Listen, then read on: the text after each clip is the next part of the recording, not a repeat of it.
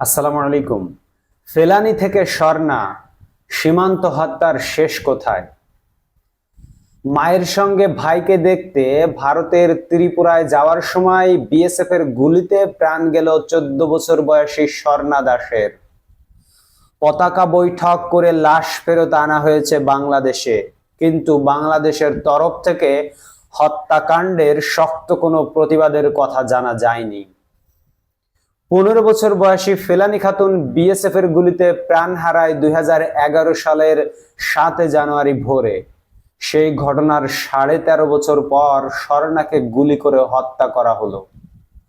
নিহত স্বর্ণা মৌলভীবাজার জেলার জুড়ি উপজেলার পশ্চিম জুড়ি ইউনিয়নের কালনীগড় গ্রামের বাসিন্দা পরেন্দ্র দাসের মেয়ে। সেই স্থানীয় নিরোধ বিহারী উচ্চ বিদ্যালয়ের 8ম শ্রেণীতে পড়ে। স্বর্ণার ভাই পিন্টু দাস বলেন, মা আর বোনের সীমান্তের ওপারে যাওয়ার কথা ছিল না। আমার বড় ভাই সকালে সীমান্তে এসে তাদের সঙ্গে দেখা করার কথা ছিল, কিন্তু দালালদের চাপে পড়ে মা আর বোন রাতের আধারে সীমান্তে গিয়েছিল। আমার বোন প্রতিবাদ করেছিল, কিন্তু দালালরা সেটা শোনেনি। সীমান্ত এলাকায় বাংলাদেশের ভেতরেই আমার বোনকে গুলি করা হয়েছে। মা তখন পাশে একটি ডোবায় ঝাঁপ দিয়ে প্রাণে বাঁচেন। বোনই তাকে ডোবার মধ্যে ঝাঁপ দিতে বলেছিল বলে মা আমাদের জানিয়েছেন। পিন্টু জানিয়েছেন, তার মা সঞ্জিতা রানী দাস এখন জীবন মৃত্যুর সন্ধিক্ষণে। তাকে ওষুধ দিয়ে ঘুম পাড়িয়ে রাখা হয়েছে। বাবা পরেন্দ্র দাসও গুরুতর অসুস্থ হয়ে পড়েছেন। সন্তানের লাশ নিয়ে আসার চেষ্টা করেছিলেন মা, কিন্তু জ্ঞান হারানোর কারণে লাশ নিয়ে আসতে পারেননি। পিন্টু বলেন, আমার মামা আর বড় ভাই ত্রিপুরায় বসবাস করে। মা আর বোন দুই দালালের সহযোগিতায় লালারচক সীমান্তে তাদের দেখতে গিয়েছিলেন। জানা গেছে তাদের সঙ্গে আরো ছিলেন চট্টগ্রামের এক দম্পতি। রাত 9টার দিকে তারা ভারতীয় সীমান্তের কাঁটাতারের বেড়ার কাছে গেলে বিএসএফ সদস্যরা গুলি চালান। এতে ঘটনাস্থলে স্বর্ণা নিহত হয় এবং চট্টগ্রামের দম্পতি আহত হয়। সেই দম্পতিকে চিকিৎসার জন্য সিলেটের এম.এ.জি. উসমানী মেডিকেল কলেজ হাসপাতালে ভর্তি করা হয়েছে।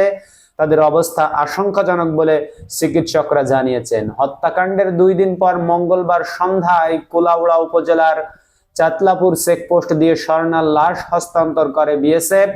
পিন্টু জানিয়েছেন, তারা 4 ভাই বোন। তার বড় এক ভাই দীর্ঘদিন ধরে ভারতের ত্রিপুরায় থাকেন। ওই ভাইয়ের সঙ্গে দেখা করতে গিয়েই মা আর বোন গুলির মুখে পড়েন। স্বর্ণার হত্যাকাণ্ডের বিষয়ে বাংলাদেশের পক্ষ থেকে এখনো কোনো প্রতিবাদের কথা জানা যায়নি। কেন? ওয়াই? এ বিষয়ে জানতে চাইলে মানবাধিকার কমিশনের চেয়ারম্যান কামাল উদ্দিন আহমেদ বলেন, বিষয়টি মিডিয়ায় দেখার পর আমরা প্রতিবাদ করেছি। এভাবে নিরীহ মানুষকে গুলি করে হত্যার ঘটনায় প্রতিবাদ জানানোর জন্য আমরা সরকারকে বলেছি। সরকারের উচিত হবে এ ব্যাপারে শক্ত প্রতিবাদ করা, যাতে এমন ঘটনা আর না ঘটে।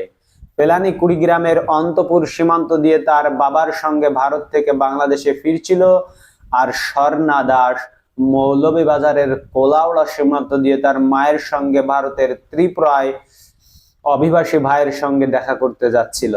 ফেলানী হত্যাকাণ্ডের পর তার লাশ দীর্ঘ সময় ঝুলেছিল কাঁটাতারের বেড়ায়। কাঁটাতারে ঝুলে থাকা কিশোরী ফেলানীর লাশ প্রবল আলোড়ন তুলেছিল দেশ বিদেশের গণমাধ্যমে, কিন্তু এরকম আলোড়নের পরেও শাস্তি হয়নি ফেলানীকে হত্যাকারী বিএসএফ সদস্যের। বিএসএফ এর আদালত তাকে বেকসুর খালাস দেয়।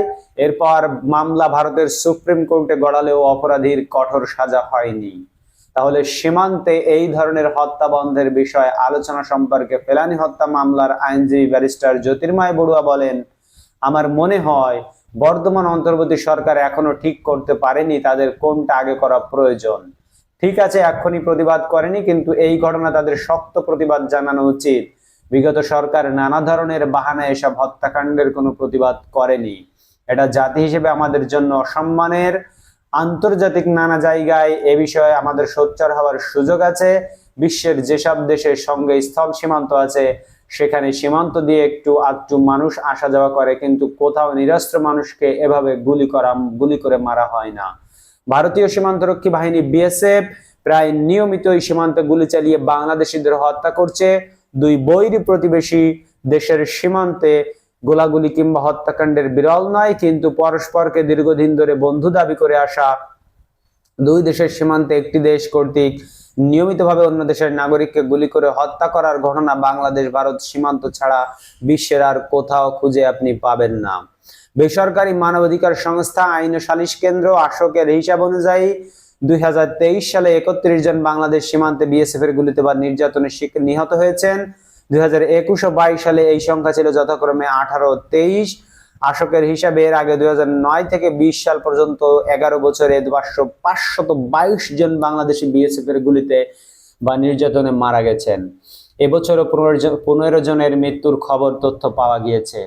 এই হচ্ছে বিএসএফ এর অবস্থা। আমি বাংলাদেশ সরকার প্রধান ইউনূস সাহেবকে বলবো, এই ঘটনার দ্রুত তদন্ত করুন এবং দ্রুত শক্ত প্রতিবাদ জানান। আর ভারতীয় বিএসএফদেরকে বলবো, তোমাদের কি কোনো সন্তান নাই? তোমরা যারা বিএসএফ এর চাকরি করো, তোমরা কি মানুষ না?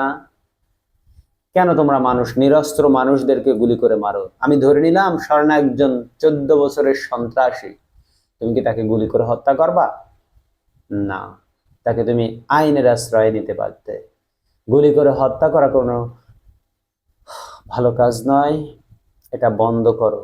পরিণাম খুবই ভয়াবহ হবে, খুবই ভয়াবহ হবে, খুবই ভয়াবহ হবে। অপেক্ষা করো। ধন্যবাদ সবাই।